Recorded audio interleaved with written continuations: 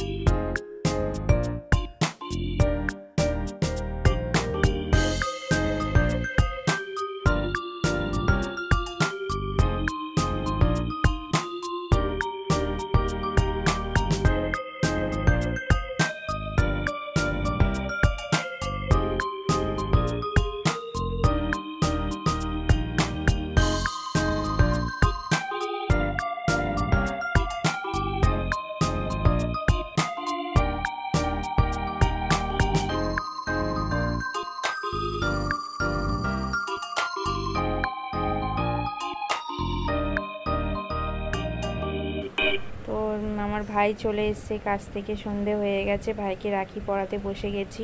তো রাখি পরানো হয়ে গেছে, এখানে মিষ্টি খাওয়া হচ্ছে। আর আমি দেখো পা দিয়েছি, আমি প্রণাম কর, আমি তোর থেকে বড় না, তাই আমাকে প্রণাম করছে। তো এবার দাদাও চলে এসছে গিফট নিয়ে, দাদা গিফট দিচ্ছে, আমাকে দিচ্ছে, বোনকে দিচ্ছে। আমার ছোটো বোন নেই, ওর গিফটটা ওকেই দেবে। যাদের যাদের দাদা ভাই আছে, তারা যারা রাখি পরায় আর কি, তারা জানবে যে এই গিফট পাওয়ার কতটা মজা। তো খুবই মানে এত আনন্দ হচ্ছিল গিফটটা পেয়ে, তো খুবই ভালো লাগছিল। তারপরে গিফটটা খুলছি, দেখা যাক গিফটের মানে প্যাকেটের ভেতরে, বাক্সের ভেতরে কি আছে। তো তোমরাও দেখতে থাকো, আমিও দেখি।